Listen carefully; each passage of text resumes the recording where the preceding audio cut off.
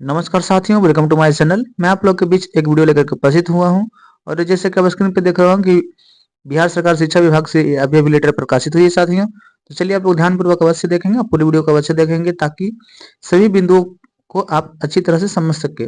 चलिए साथियों देख लेते हैं पूरी खबर। उससे पहले वीडियो को लाइक कर दें और चैनल पर नए हैं अभी तक आपने सब्सक्राइब नहीं किए हैं तो शिक्षा विभाग से जुड़ी खबरें पाने के लिए हमारे वीडियो को लाइक करके चैनल को सब्सक्राइब करके बेल आइकन का बटन दबा दें।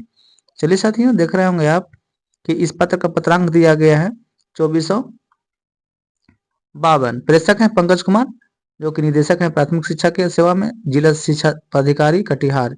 ये कटिहार से प्रकाशित हुई है साथियों। ये लिखा गया है कटिहार के जिला शिक्षा पदाधिकारी को। यहाँ नीचे लिखा गया है पटना, दिनांक जैसे कब देख रहे हो 31/12/2024।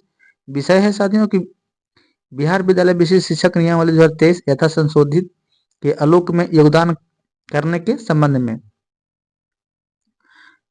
प्रसंग यहाँ पे दिया गया। और यहाँ पे महाशय, उपयुक्त विषय आपके प्रसंगाधीन पत्र द्वारा क्षमता परीक्षा 1 के उत्तीर्ण स्थानीय निकाय के शिक्षकों को विशिष्ट शिक्षक के रूप में दिनांक 1/1/2025 से 7/1/2025 की अवधि में पदस्थापित विद्यालय में योगदान के संदर्भ में की गई परीक्षाओं का निराकरण निम्नवत है।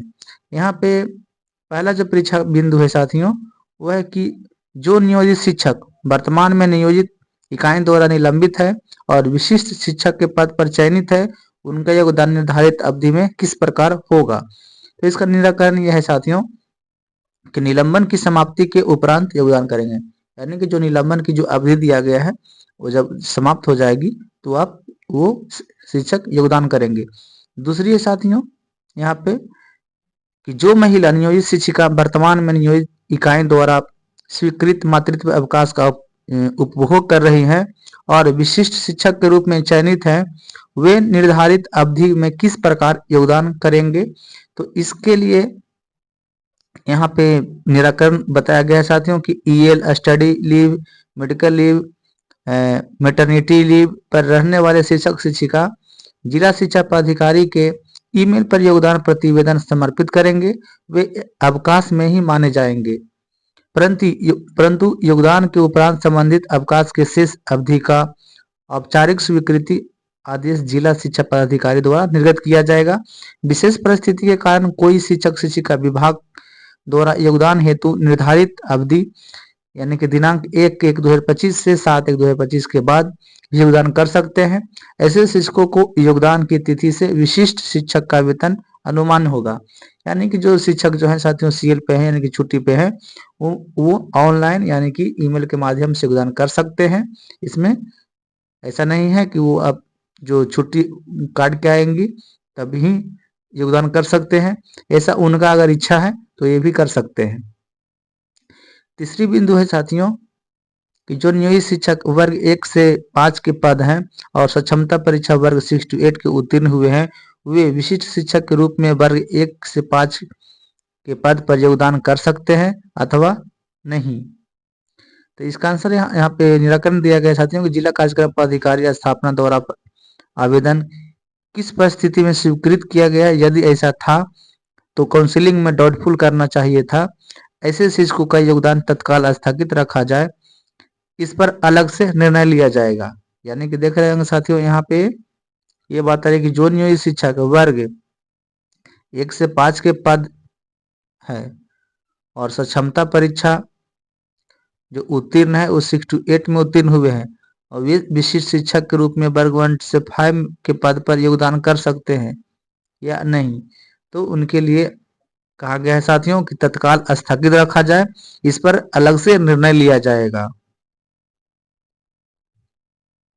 और चौथी बिंदु है साथियों यहाँ पे कि जो नियोजित शिक्षक वर्ग 1 से 5 में उर्दू विषय के शिक्षक हैं और सक्षमता परीक्षा सामान्य विषय में उर्दू हुए हैं, वे विशिष्ट शिक्षक के रूप में उर्दू विषय के पद पर अथवा सामान्य विषय के पद पर अथवा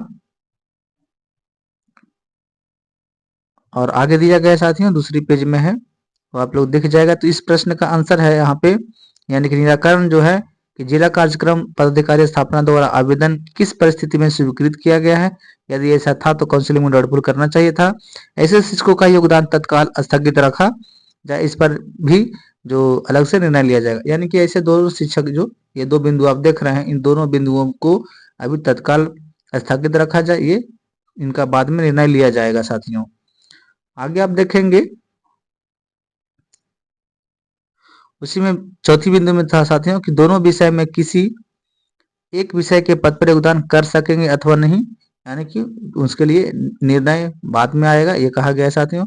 और पांचवी बिंदु है कि नियोजित शिक्षक जो सक्षमता परीक्षा 1 देने के बाद जिस भवनहीन भूमिहीन विद्यालय में पदस्थापित थे वह वर्तमान में किसी अन्य विद्यालय के साथ संविलियनित यानी कि मर्ज हो गया है, वैसे नियोजित विशिष्ट शिक्षक के रूप में वे संविलियनित विद्यालय में योगदान कर सकेंगे अथवा नहीं। तो ऐसे कहा गया है साथियों ऐसे शिक्षक को कि संविलियित विद्यालय में ही योगदान कर सकेंगे। छठी जो बिंदु है साथियों यहाँ पे कि विशिष्ट शिक्षक को प्रधानाध्यापक प्रधान शिक्षक के समक्ष योगदान करना है। ऐसे में जो नियोजित शिक्षक प्रधान शिक्षक या प्रधानाध्यापक के पद पर प्रभारी के रूप में कार्य कर रहे हैं वे विशिष्ट शिक्षक के रूप में किसके समक्ष योगदान देंगे। तो यहाँ पे इसका निराकरण है साथियों की स्वयं के समक्ष योगदान कर सकते हैं। और ये जैसे कि देख रहे होंगे इस पत्र का ज्ञापांक संख्या और ये विश्वास भाजन पंकज कुमार जो निदेशक है प्राथमिक शिक्षा के, और ये लेटर भी प्रकाशित हुई साथियों। तो एक बड़ी खबर है कि किसी को योगदान विद्यालय। तो इस वीडियो में इतना ही साथियों, मिलते हैं अगले वीडियो में। तब तक अभी तक हमारे वीडियो को लाइक नहीं किए हैं और चैनल को सब्सक्राइब नहीं किए तो प्लीज वीडियो को लाइक करके चैनल को सब्सक्राइब करके बेल आइकन का बटन दबा दें और इस वीडियो को अधिक से अधिक शेयर करें साथियों ताकि सभी शिक्षकों को ये जानकारी प्राप्त हो सके। मिलते हैं अगले वीडियो में, तब तक थैंक यू। जय हिंद जय बिहार।